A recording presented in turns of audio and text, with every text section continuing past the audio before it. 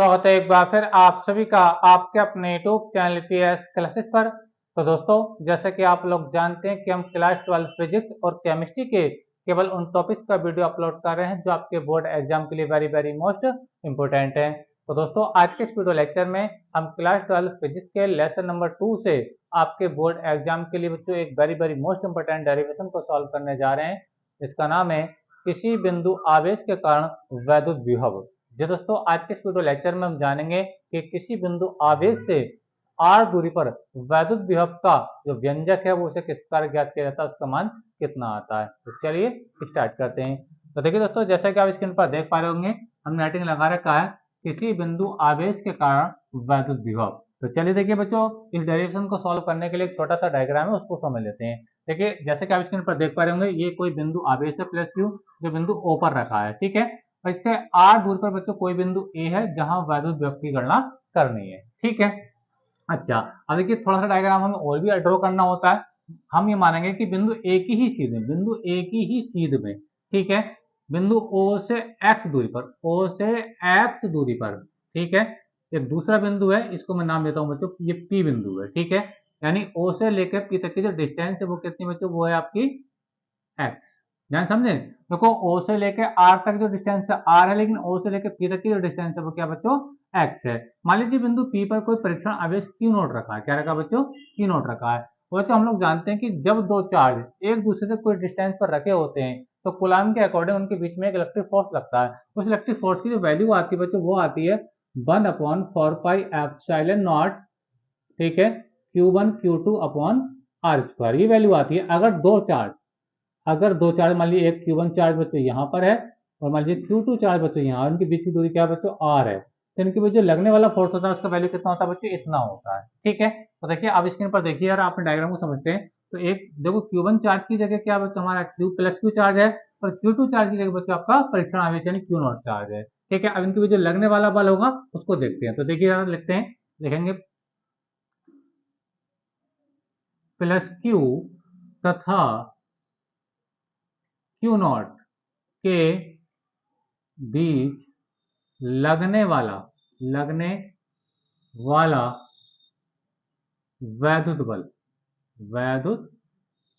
बल फार्मूला क्या होगा इसके अकॉर्डिंग, देखिए F बराबर, थोड़ा हम पीछे से लिख लेता हूं इसको, देखिए यहां से ये होगा बच्चों, देखिए F बराबर 1/4πε0, यानी कूलम्ब कांस्टेंट है ये।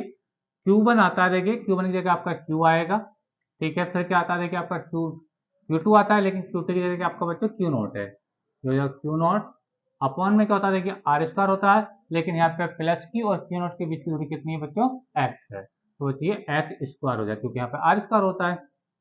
अच्छा, अब देखिए एक बात यहाँ पे और भी जानते हैं कि देखो दोनों आवेश क्या है, देखो ये भी प्लस का और इसके आगे कोई चिन्ह नहीं लगा है, तो परीक्षण आवेश प्लस का। और जब दो आवेश सेम नेतृत्व होते हैं तो जब बल लगता है तो बल का परिमाण तो इतना आता है, लेकिन ये एक दूसरे को करते हैं बच्चों, प्रतिकर्षित करते हैं। क्या करते हैं बच्चों, प्रतिकर्षित करते हैं, ठीक है। यानी इसमें जो फोर्स की डायरेक्शन आएगी, वो फोर्स की डायरेक्शन बच्चों क्या आएगी, वो इस ओर को आएगी, यानी ये इस ओर को रिपल करेगा। कौन सा आवेश, ये वाला चार्ज इस चार्ज को अपने ओर से दूर धकेलेगा। क्यों धकेलेगा, क्योंकि बच्चों दोनों आवेश सेम नेचर के हैं, ठीक है। तो ये फोर्स की डायरेक्शन हो गई, ठीक है, ये बल की डायरेक्शन हो गई, ठीक है। अच्छा, मान लीजिए बच्चों हम ये कह रहे हैं कि इस बिंदु P के समीप, मान लीजिए यहाँ पर, ठीक है, मान लीजिए कोई बिंदु क्या है, B है, क्या बच्चों, V है, ठीक है। और इस परीक्षण आवेश को हम बच्चों कहाँ लेकर आए, P से B तक लेकर आ रहे हैं, P से B तक लेकर आ रहे हैं, ठीक है। और ये दूरी है, मान लीजिए है दूरी बच्चों ये dx, और ये था आपका बल, ठीक है। अब ध्यान से देखिए, बल की डायरेक्शन बच्चों उधर की ओर को है, यानी इसको ये रिपल्सन कर रहा है, प्लस क्यू आवेश इसको अपने से दूर धकेल रहा है, और लेकिन हम इस बल के अपोजिट इसको इधर लेकर के आ रहे हैं। यानी कहने का मतलब ये जो विस्थापन है बल के विपरीत दिशा में, जो हम विस्थापित कर रहे हैं चार्ज को इधर लेकर के आ रहे हैं, बल के अपोजिट डायरेक्शन यानी बल की विपरीत दिशा में लेकर के आ रहे हैं, ठीक है। यानी बल तो लग रहा है इधर को, लेकिन हम इसको विस्थापित कर रहे हैं बच्चों इधर को। इसके बीच में जो एंगल बन रहा है वो एंगल कितना बच्चों, 180 का, यानी dx और f के बीच का जो एंगल है वो कितना बच्चों, थीटा कितना है, 180 का। अभी हम इसका यूज करेंगे, तो लिखेंगे, देखिए क्यू नॉट आवेश को बल के विरुद्ध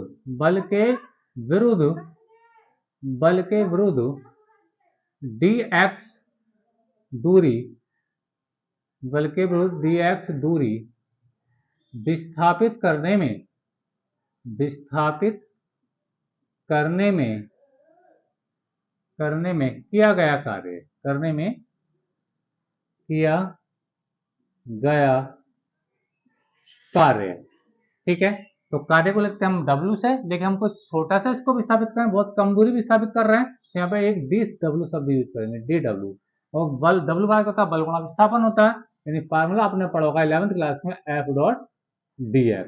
ठीक है, जब इसको जब बच्चों आगे खोलेंगे तो देखो बीच में डॉट का साइन है, तो ये हो जाएगा बच्चों, आगे हो जाएगा F dx cos theta. F और dx के बीच का थीटा कितना बच्चों, आपका 180, क्योंकि F और dx एक दूसरे के अपोजिट डायरेक्शन में है, तो ये 180 हो जाएगा। समझ में आप लोगों को मेरी बात? तो चलिए देखिए आगे इसको सॉल्व करते हैं। तो dw बराबर हो जाएगा, ये dw बराबर हो जाएगा F dx और cos 180 की जो वैल्यू होती है, मैं लिख देता हूँ cos 180 की जो बच्चों वैल्यू होती है माइनस के 1। कितनी होती है? माइनस के 1। ये आपको पता होना चाहिए। तो ये हो जाएगा बच्चों F dx, ये आ गया, इसके लिए हो जाएगी बच्चों माइनस के 1 की हो जाएगी, माइनस के 1 हो जाएगा। ठीक है, जब आगे इसको लिखेंगे तो माइनस आगे निकल जाएगा, यानी हो जाएगा माइनस के F dx हो जाएगा, F dx आ गया। ठीक है, अच्छा अब देखिए विभव की परिभाषा ये कहती है, विभव की परिभाषा बच्चों ये कहती है कि किसी परीक्षण आवेश को अनंत से वैद्युत क्षेत्र के भीतर किसी बिंदु तक लाने में किए गए कार्य यानी W तथा परीक्षण आवेश Q नॉट के अनुपात को हम क्या कहते हैं बच्चों? वैद्युत विभव कहते हैं, इसे V से प्रदर्शित करते हैं। यानी आवेश को हमें कहां से लाना होता है? अनंत से लाना होता है। ठीक है, तो मान लीजिए यहीं कहीं इसके आगे हम थोड़ा अनंत बना लेते हैं, क्या लेते हैं बच्चों? ये मान लीजिए इनफाइनाइट है। ठीक है, और परीक्षण आवेश को हम कहां से लेकर के आ रहे हैं बच्चों? इनफाइनाइट से लेकर के आएंगे, कहां तक लेकर आएंगे? बिंदु ए तक लेकर आएंगे, जहां तक हमें, जहां पर हमें विभव निकालना है। तो लिखेंगे, देखिए आगे लिखेंगे क्यू नॉट आवेश को यानी परीक्षण आवेश को अनंत से बिंदु ए तक लाने में किया गया कार्य,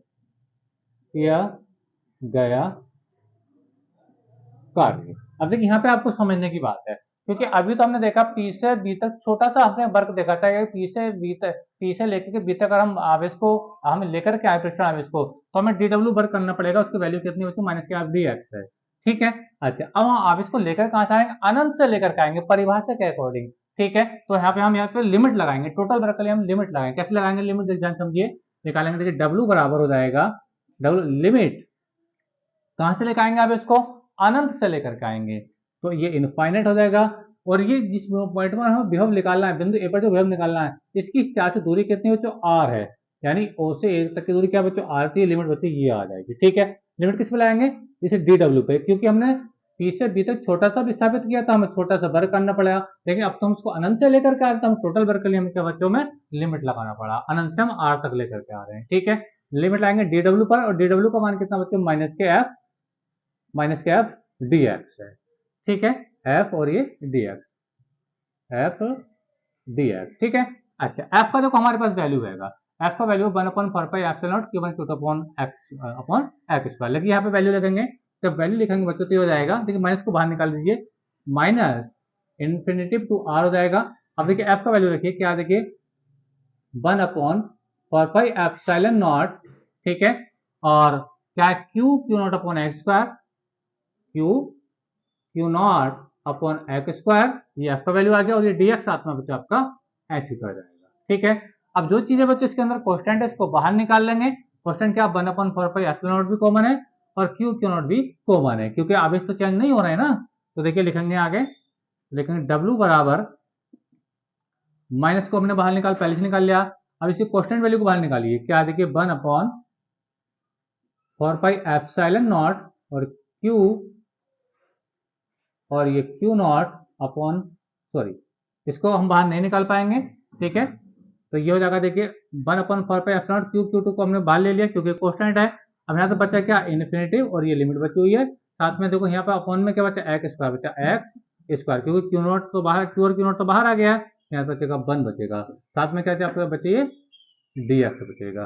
ठीक है, अच्छा थोड़ा इसको देखिए आगे समझ लेते हैं। आगे जब करेंगे इसको, तो W बराबर हो जाएगा बच्चों minus 1/4πε0 Q0 limit infinity to r, इसको जब पावर इस एक्स को जब ऊपर लेके जाएंगे तो पावर हो जाए माइनस की हो जाएगी, तो हो जाएगा बच्चों माइनस के x square into D x हो जाएगा।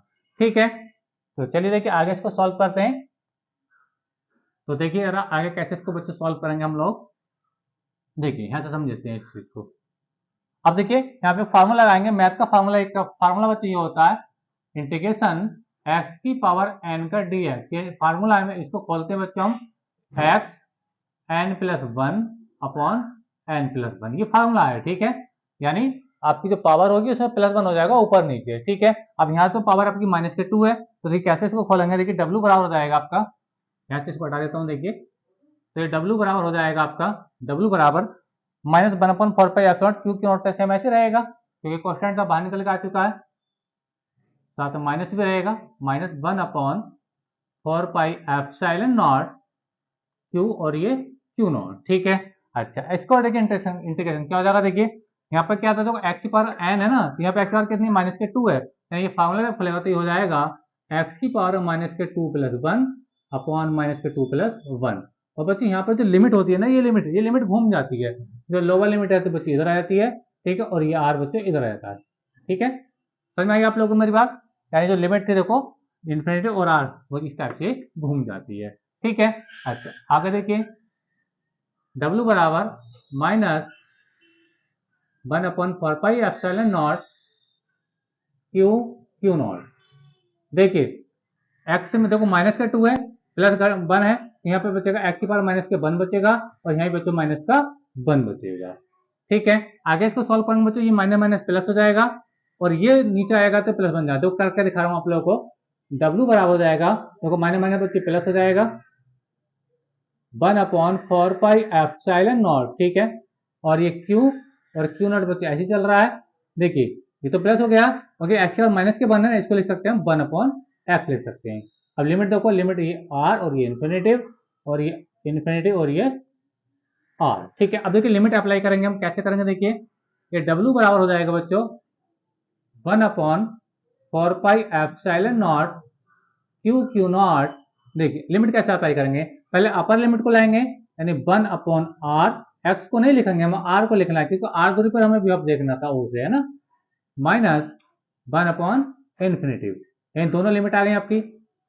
अब देखिए ये जो वन अपॉन इन्फिनिटी होता है ये जीरो होता है, तो देखिए फार्मूला क्या हो जाएगा, W is equal to one upon four pi epsilon naught q q naught. चलिए हम थोड़ा इसको अब अंदर लिख लेते हैं, तो ये हो जाएगा बच्चा आपका क्यू क्यू नॉट अपॉन क्या हो जाएगा बच्चे, ये आर हो जाएगा। ठीक है, और देखिए ये जो वन अपॉन इन्फिनेटिव है ना, इसको लिख लेते हैं, क्योंकि वन अपॉन इन्फिनेटिव क्या हो चुका है, वो जीरो हो चुका है, इसको लिखने की कोई जरूरत नहीं है। ठीक है, अच्छा आगे देखिए, आगे समझ लेते हैं इस चीज को।